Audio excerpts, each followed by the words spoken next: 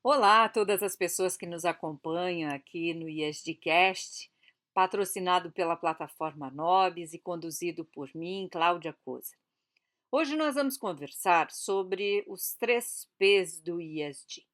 E por que eu trago essa nomenclatura? Para facilitar a compreensão, para passar o recado para jovens, crianças, pequenas empresas, nanoempresas, grandes empresas que ainda não entenderam aonde e como fazer, como estruturar as áreas, mas a gente precisa primeiro compreender de onde vem isso e como que a gente pode traduzir para outras linguagens, de modo que as pessoas não adotem, por exemplo, resistências a essa terminologia ou ainda que corramos o risco de uma galera achar que a gente já chegou na fronteira do ISD, que já resolvemos todos os problemas, que está na hora de mudar para um novo hype e tudo mais. A questão é a seguinte: os problemas, os desafios para os quais o ISD endereça são perenes e eu acredito que vão longe, para pelo menos uns 100 anos de muito trabalho em todas as esferas da sociedade e da economia. É assim, só que o fato de termos que trabalhar no longo prazo não significa que não tenhamos problemas urgentes para resolver. E aí é muito importante que a gente crie, então, uma nomenclatura que também consiga ser acessível, compreensível para todos os públicos, incluindo consumidores. Então, vamos trabalhar com os 3 P's do ESG. Vamos para frente.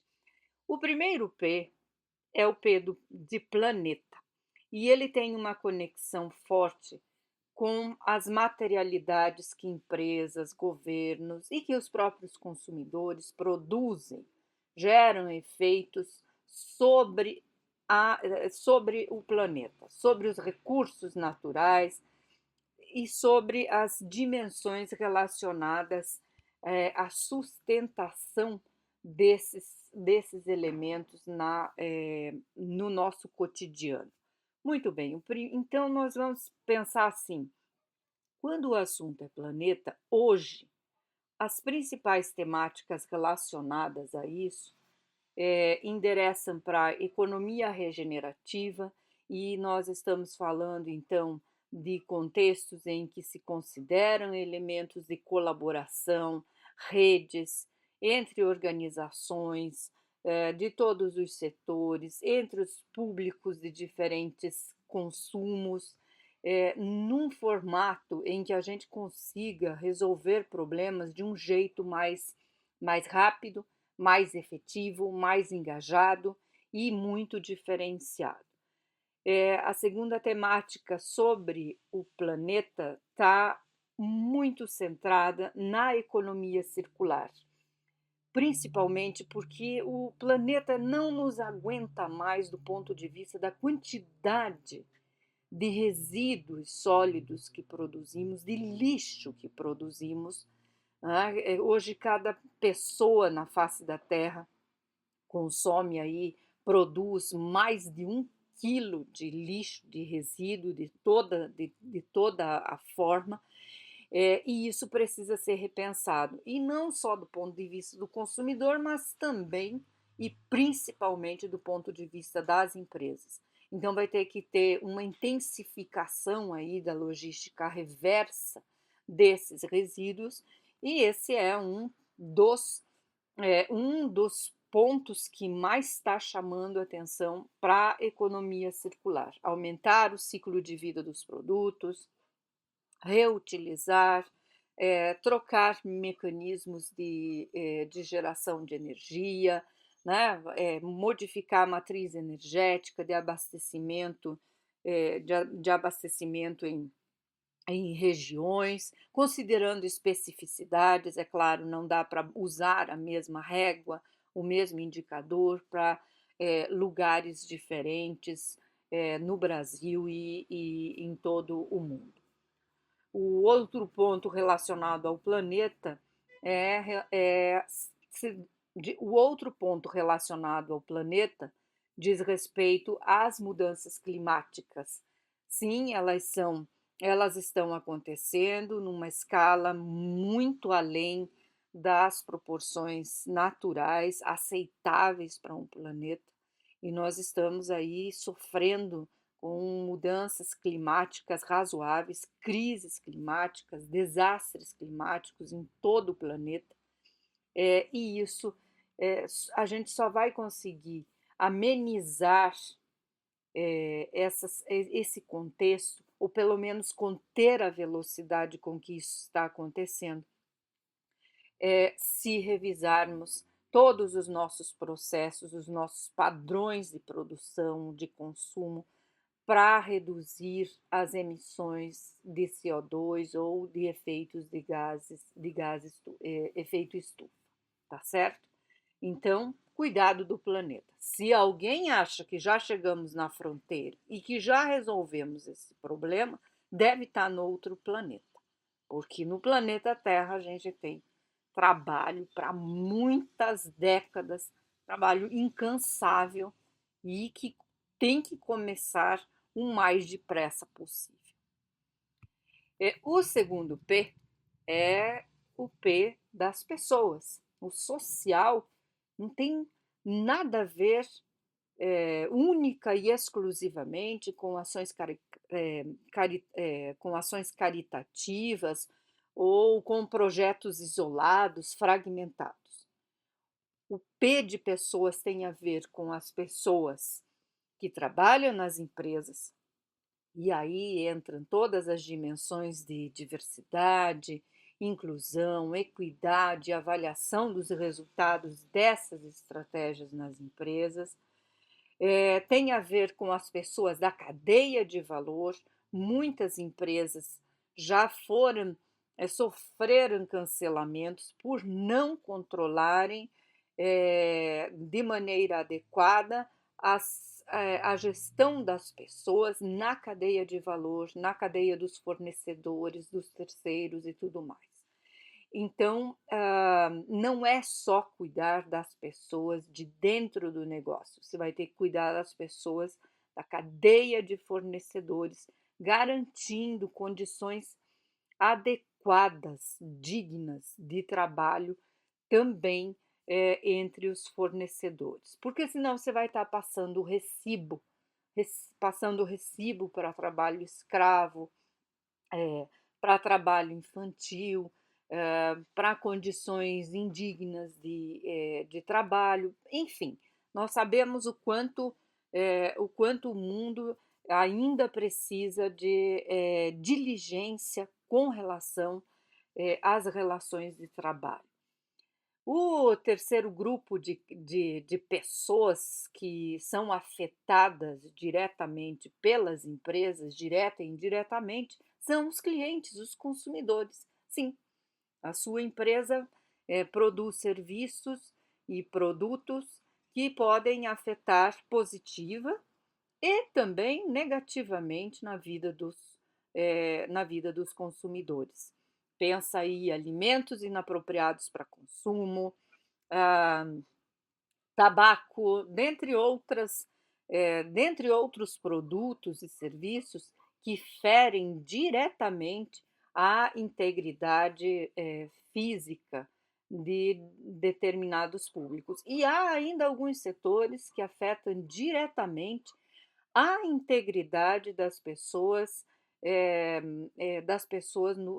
quando elas promovem campanhas publicitárias que, que trazem mais problemas para alguns grupos, como, por exemplo, há alguns anos, empresas de bebidas alcoólicas utilizavam muito propagandas com a mulher coisificada, né, como um objeto sexual de desejo e de posse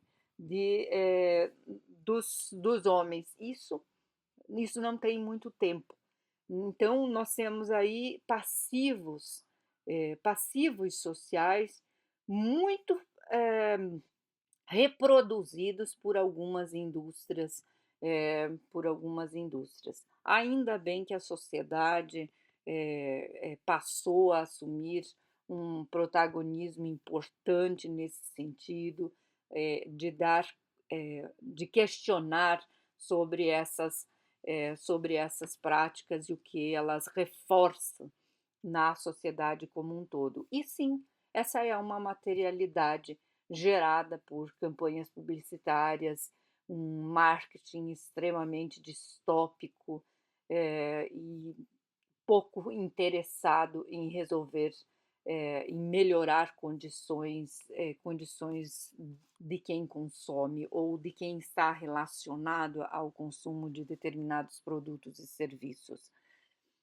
O quarto grupo de pessoas que as empresas precisam estar atentas, empresas, governos, enfim, organizações de um modo geral, são as comunidades do entorno. Indústrias, principalmente, precisam olhar para a sua vizinhança, entender como é que esta vizinhança tem problemas que podem ser resolvidos de maneira sinérgica com o próprio negócio.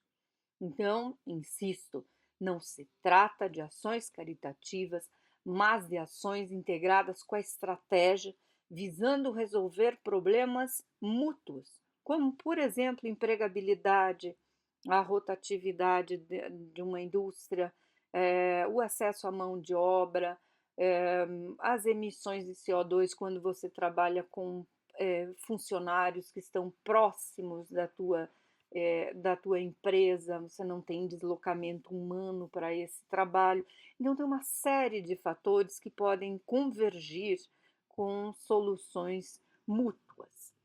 E um quinto grupo, que são os públicos historicamente marginalizados. Sim, as definições por muitos anos, por muitas décadas, a sociedade marginalizou alguns públicos e, sim, a sociedade como um todo tem o dever de encontrar, de desenvolver novas saídas, novas oportunidades para que essa inclusão aconteça dentro de níveis desejáveis, tá? Então, públicos historicamente marginalizados precisam também estar na configuração do S. Perceberam que S é sobre pessoas de um modo super ampliado, que está dentro do escopo de materialidades internas e externas das empresas e elas precisam ser consideradas. Então, se alguém acha que o S do ISG está bem resolvidinho, faça o checklist desses cinco grandes grupos de pessoas e vai ver que tem muito chão pela frente. O terceiro P, que é o de governança, para nós, ele tem tudo a ver com perenidade, tá?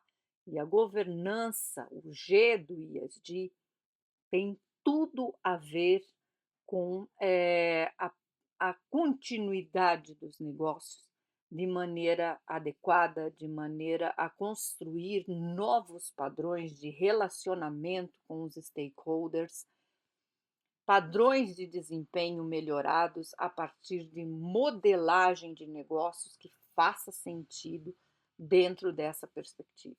A governança tem um papel fundamental na medida em que ela visa a perenidade dos negócios, considerando elementos do planeta e das pessoas para crescer, para gerar valor.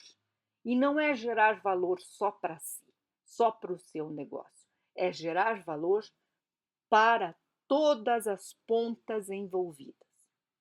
Acabou-se o tempo em que uma empresa enriquecia sozinha, crescia sozinha, às custas de fragilização de cadeias de fornecedores, de funcionários e tudo mais. Esse tempo já passou, Já está na hora das empresas pensarem em construir um padrão relacional onde aconteça ética, transparência, competência, confiança e muita reputação bem estruturada. Não se fala de reputação, pela área da comunicação. Reputação você não constrói única e exclusivamente na tua área de comunicação, marketing, comunicação institucional, dê o nome que você quiser. Reputação você constrói com ações bem estruturadas. E a governança é o lugar para se fazer esses movimentos, com indicadores muito objetivos de desempenho do negócio, desempenho econômico, desempenho relacional e desempenho em termos de geração de valor para a marca, né? Então você passa a ter ganhos mútuos dentro da cadeia como um todo.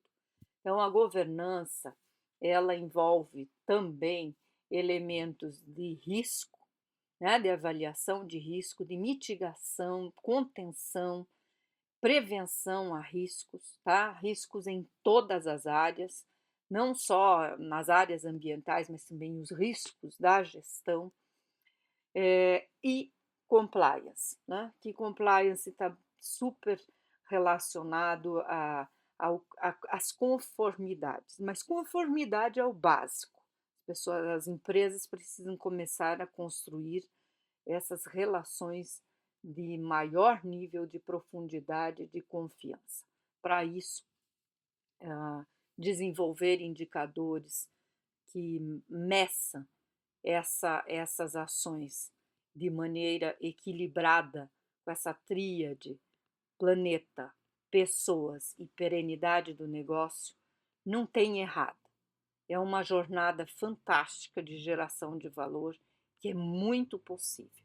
Então, vamos lá, que nós temos muitas possibilidades de transformação e de transição a partir do ESG.